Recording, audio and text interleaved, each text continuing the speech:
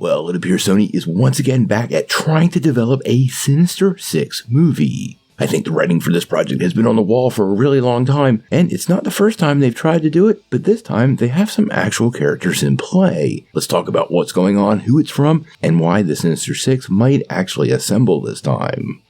Now, before we do that, though, make sure you hit that like and subscribe button and ring the bell for all the updates. We do daily Marvel and DC videos, and we want to be your place for all the superhero news, but we're going to bring it to you truthfully and transparently. Well, you guys are ready to hear what I think is probably a pretty terrible idea on Sony's part?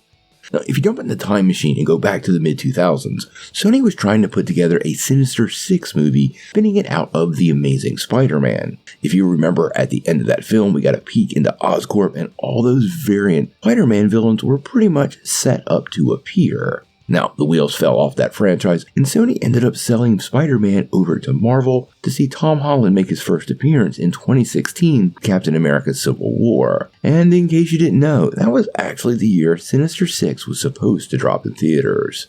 Now, since then, Sony has done a lot of good stuff. The Spider-Verse animated movies are massive hits with fans, beyond a doubt a huge success. They've also seen some success and failures with their live-action spin-off movies. So far, we've gotten Venom, Let There Be Carnage, and Morbius, which, to be fair, Morbius was pretty much the low point there. And coming up next year, we have Madam Web, Kraven the Hunter, and Venom 3, putting a lot of spider characters back on the board. Now, earlier today, we got an interesting update from Scooper Daniel Richtman. And like we always like to say, we want to take anything from Scoopers with a grain of salt, but Richtman is not somebody that hides behind anonymity and stands by his stories. Now, this doesn't mean we've got anything official from Sony or Amy Pascal or anybody officially with a project, but it still does sound like something Sony would do, and like I said, I think it's a terrible idea. Now, what Richtman is reporting is that Sony is currently developing a project for the Sinister Six that will feature these spin-off characters.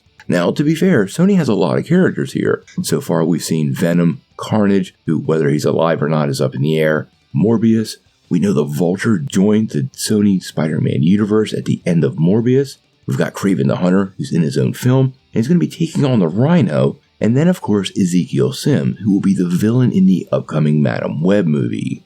Now, this doesn't mean Sony doesn't have other characters they plan on introducing, and I suspect they would probably have a big classic name like a Doc Ock or a Green Goblin to lead them, but all in all, this doesn't really feel like a Sinister Six team, and none of them have ever actually faced off with Spider-Man. This makes it super unclear what this team would actually assemble to do. And given what happened at the end of Morbius, with that really kind of weird Adrian Toomes post-credit scene, to create a team of bad guys to do some good against a Spider-Man that nobody has ever met outside of himself, well, that doesn't make any sense at all. That brings up the whole question of Spider-Man, because at this point, do they even include Spider-Man and which version? Sony could talk to Tom Holland and try to get him to take up part of the project, but it's unclear to me if he can actually contractually do that, because that is the MCU version of the character, and although Sony does own the rights to Spider-Man, there are other contractual obligations there with this specific version of the character and its likeness, so I don't even know if Sony can do that. And then there's a possibility of them